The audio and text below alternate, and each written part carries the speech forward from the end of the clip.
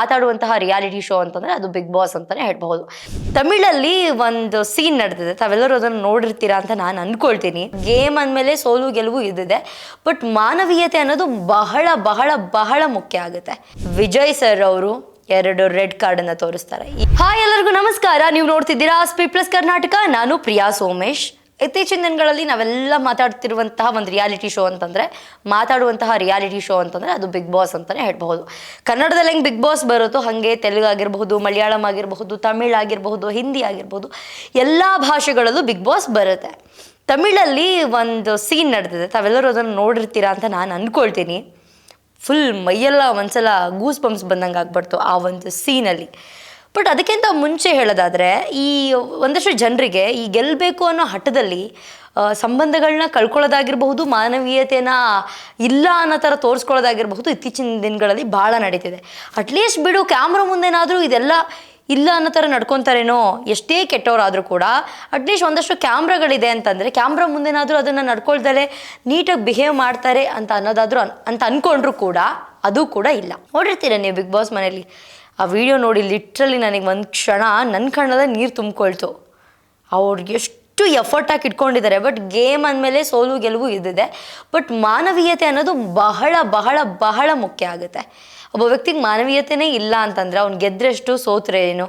ಈಗ ಒಬ್ಬೊಬ್ರು ಒಂದೊಂದು ಕಡೆ ಈ ಬಿಗ್ ಬಾಸಲ್ಲಿ ಇಬ್ಬರು ಸೇರಿಕೊಂಡು ಒಬ್ಬರನ್ನ ಟಾರ್ಗೆಟ್ ಮಾಡಿದ್ರೆ ಅದು ಹೆಂಗಾಗುತ್ತೆ ಅಂತ ನಮ್ಮ ಕನ್ನಡ ಬಿಗ್ ಬಾಸಲ್ಲಿ ನಾವು ಆಲ್ರೆಡಿ ನೋಡಿದ್ದೀವಿ. ಒಂದಷ್ಟು ಜನ ಸೇರ್ಕೊಂಡ್ಬಿಟ್ಟು ಒಬ್ಬರನ್ನೇ ಟಾರ್ಗೆಟ್ ಮಾಡೋದು.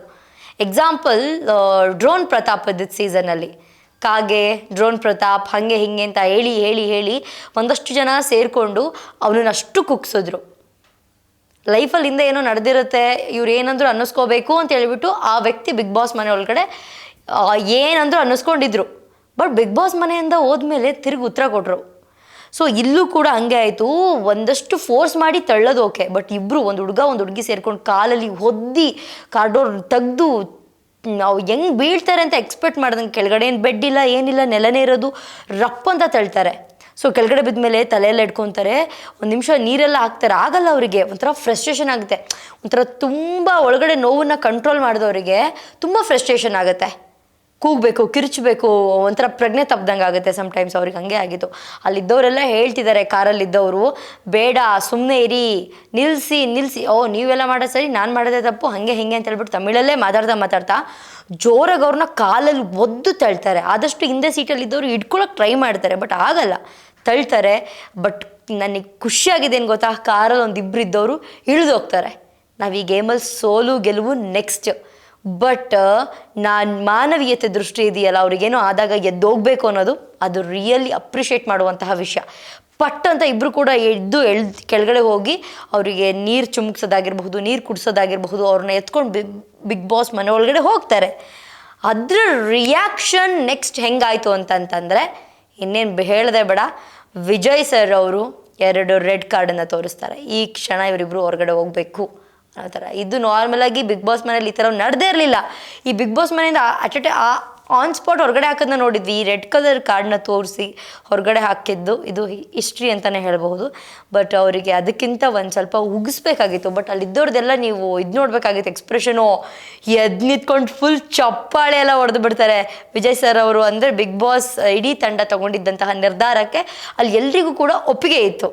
ನನಗಂತೂ ನಿಜವಾಗ್ಲೂ ಸಿಕ್ಕಾಬಟ್ಟೆ ಖುಷಿ ಆಯಿತು ಅಂತಲೇ ಹೇಳ್ಬೋದು. ಆ ಒಂದು ವಿಡಿಯೋ ನೋಡಿ ಅವ್ರ ಕಣ್ಣು ನೋಡಿದ್ರೆ ಸಾಕು ಗೊತ್ತಾಗ್ತಿತ್ತು, ಪಾಪ ಅಳೋ ಥರ ಮಾಡ್ಕೊಂಡ್ಬಿಟ್ಟಿದ್ರು. ಅವ್ರ ಕಣ್ಣಲ್ಲಿ ನಿಜವಾಗ್ಲೂ ನನಗೆ ಒಂಥರ ಆಗ್ತಿತ್ತು. ಅವ್ರು ಅಷ್ಟೊಂದು ದುಃಖ ಮಾಡಿಕೊಂಡು ಎಮೋಷನ್ಸ್ನೆಲ್ಲ ಕಂಟ್ರೋಲ್ ಮಾಡ್ಕೊಂಡು ಹೆಂಗಿದಾರಪ್ಪ ಅಂತ ಹೇಳ್ಬಿಟ್ಟು ತಳ್ತಾರೆ, ಕಾಲಲ್ಲಿ ಇಬ್ಬರು ಒದ್ದು ತಳ್ತಾರೆ. ಬಟ್ ಲಿಟ್ರಲಿ ನನಗಂತೂ ಸಿಕ್ಕಾಬಟ್ಟೆ ಖುಷಿ ಆಯಿತು ಅವರಿಬ್ಬರನ್ನ ಒದ್ದು ಹೊರಗಡೆ ಹಾಕಿದ್ದು. ಅಟ್ಲೀಸ್ಟ್ ಕ್ಯಾಮ್ರಾಗಳಿದೆ ಅಂತನಾದರೂ ಮಾನವೀಯತೆ ದೃಷ್ಟಿ ಇಲ್ಲ ಅಂತಂದಮೇಲೆ ಏನು ಹೇಳೋಣ ಇವರಿಗೆಲ್ಲ, ನಾವು ವರ್ಸ್ಟ್ ಅಂತಲೇ ಹೇಳ್ಬಹುದು. ಸೊ ಫೈನಲ್ ಆಗಿ ಬಿಗ್ ಬಾಸ್ ಮನೆಯಿಂದ, ತಮಿಳ್ ಬಿಗ್ ಬಾಸ್ ಮನೆಯಿಂದ ಇಬ್ಬರು ಕೂಡ ಹೊರಗಡೆ ಹೋಗಿದ್ದಾರೆ. ನಮ್ಮ ಕನ್ನಡ ಬಿಗ್ ಬಾಸ್ ಕೂಡ ಚೆನ್ನಾಗಿ ನಡೀತಾ ಇದೆ. ಒಬ್ಬರ ಮೇಲೆ ಒಬ್ಬರು ಹೊಡೆದಾಡ್ಕೊಂಡು ಜಗಳ ಮಾಡಿಕೊಂಡು, ಅದರಲ್ಲಿ ಅಶ್ವಿನಿ ಅವರು ಒಂದು ಒಪಿನಿಯನ್ ಕೇಳ್ತಾರೆ, ಒಬ್ಬೊಬ್ಬರ ಮೇಲೆ ಒಬ್ಬೊಬ್ಬರು ಹೊಡೆಯೋದು. ಅದರಲ್ಲಂತೂ ರಾಶಿಕನ್ ಬಗ್ಗೆ ಅಂತೂ ತುಂಬ ವರ್ಸ್ಟಾಗಿ ವಲ್ಗರಾಗಿ ಮಾತಾಡಿದ್ದಾರೆ. ಒಂದು ಹುಡುಗಿಯಾಗಿ ಇನ್ನೊಂದು ಹುಡುಗಿನ ಅಷ್ಟು ಕೀಳು ಮಟ್ಟಕ್ಕೆ ತೊಗೊಂಡೋಗೋದು ವರ್ಸ್ಟ್ ಅಂತ ಹೇಳೋದಕ್ಕೆ ಇಷ್ಟಪಡ್ತೀನಿ. ಅವಳು ರಘು ಮೇಲೆ ಮಲ್ಕೊಳ್ಳೋಕ್ಕೆ, ಮೈ ಮೇಲೆ ತೊಡೆ ಮೇಲೆ ವೆರಿ ರಾಂಗ್ ಸ್ಟೇಟ್ಮೆಂಟ್. ಆ ಥರದ್ದೆಲ್ಲ ಸ್ಟೇಟ್ಮೆಂಟ್ಸ್ನ ಕೊಡಬಾರ್ದು. ಒಂದು ಹುಡುಗಿಯಾಗಿ ಇನ್ನೊಂದು ಹುಡುಗಿಗೆ ಈ ಥರ ಎಲ್ಲ ರಾಂಗ್ ಸ್ಟೇಟ್ಮೆಂಟ್ ಕೊಡೋದು ಅದು ರಾಂಗ್. ಹೆಣ್ಮಕ್ಳನ್ನೇ ಹಿಂಗೆ ನೋಡಿದ್ರೆ, ಹಿಂಗೆ ಟ್ರೀಟ್ ಮಾಡಿದ್ರೆ, ಇನ್ನು ಬೇರೆಯವ್ರು ಹೊರಗಡೆಯಿಂದ ನೋಡೋರೆಲ್ಲ ಹೆಂಗೆ ಅನ್ಕೋಬೇಡ, ಒಂದಷ್ಟು ವಿಕೃತ ಮನಸ್ಥಿತಿಯರೋರು ಇರ್ತಾರೆ, ಅವರಿಗೆಲ್ಲ ಏನು ಅನಿಸ್ಬೇಡ ಇದನ್ನು ನೋಡಿದ್ರೆ. ಹೌದಲ್ವ, ಹೇಳ್ತಿರೋದು ಕರೆಕ್ಟ್. ಅವಳು ಪಾಪ ರಾಘು ಅಣ್ಣನ ದೃಷ್ಟಿಯಿಂದನೋ ಫ್ರೆಂಡ್ ದೃಷ್ಟಿಯಿಂದನೋ ಒಂದು ಕಂಫರ್ಟ್ ಝೋನಿಂದ ತಾನೇ ಅವಳು ಅವ್ರ ಜೊತೆಗಿರೋದು. ಹಂಗಾರೆ ಎಲ್ಲರ ಜೊತೆ ಇರಬೇಕಾಗಿತ್ತು. ಸೊ ಅದಂತೂ ನನಗೆ ರಾಶಿಕಾ ಚೆನ್ನಾಗಿ ಆಡ್ತಾರೋ ಚೆನ್ನಾಗಿ ಆಡಲ್ವೋ ಅವ್ರ ಬಕೀಟು ಅದು ಬೇಡ. ಬಟ್ ಈ ಥರ ಒಂದು ಹುಡುಗಿಯಾಗಿ ಇನ್ನೊಂದು ಹುಡುಗಿಗೆ ಈ ಥರ ಒಂದು ಸ್ಟೇಟ್ಮೆಂಟ್ ಕೊಡೋದು ರಾಂಗ್ ಅಂತ ಹೇಳೋದಕ್ಕೆ ಇಷ್ಟಪಡ್ತೀನಿ. ಓಕೆ, ಇದಿಷ್ಟು ತಮಿಳ್ ಬಿಗ್ ಬಾಸ್ನ ಅಪ್ಡೇಟ್ಸು.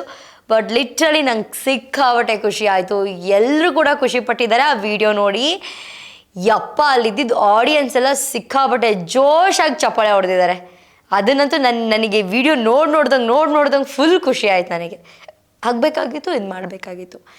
ಎಲ್ಲೇ ಆಗಲಿ, ಎಂಥದ್ದೇ ರಿಯಾಲಿಟಿ ಶೋ ಆಗಲಿ, ಏನೇ ಆಗಲಿ, ದೊಡ್ಡ TRP ಬರಬೇಕು, ಅದು ಬರಬೇಕು, ಇದು ಬರಬೇಕು ಅಂತ ಹೇಳ್ಬಿಟ್ಟು ಮಾನವೀಯತೆ ದೃಷ್ಟಿನ ಮರೆತು ಎಥಿಕ್ಸ್ನ ಮರೆತು ಮೂವ್ ಹಾಕೋದಕ್ಕಿಂತ ಒಂದಷ್ಟು ಈ ಥರ ಡಿಸಿಷನ್ಗಳನ್ನ ತೊಗೋಬೇಕು, ಹೊರಗಡೆ ಹಾಕಬೇಕು. ಅಷ್ಟು ನೋವಾಗ್ತಿದೆ ಆ ಹುಡುಗಿಗೆ ಅಂತ ಗೊತ್ತಿದ್ರು ಕೂಡ ಇಷ್ಟು ಕೆಡ್ದಾಗ ಬಿಹೇವ್ ಮಾಡಿದಾರಲ್ಲ ಅಂತ ಹೇಳ್ಬಿಟ್ಟು ಹೊರಗಡೆ ಹಾಕಿದ್ದು ದಟ್ಸ್ ಗುಡ್ ಅಂತ ಹೇಳ್ತೀನಿ.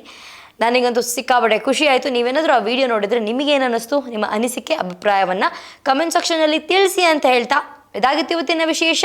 ನೋಡ್ತಾ ಇರಿ ಸ್ಪೀಡ್ ಪ್ಲಸ್ ಕರ್ನಾಟಕ, ನಿಮ್ಮಿಂದ ನಿಮಗಾಗಿ ನಿಮಗೋಸ್ಕರ.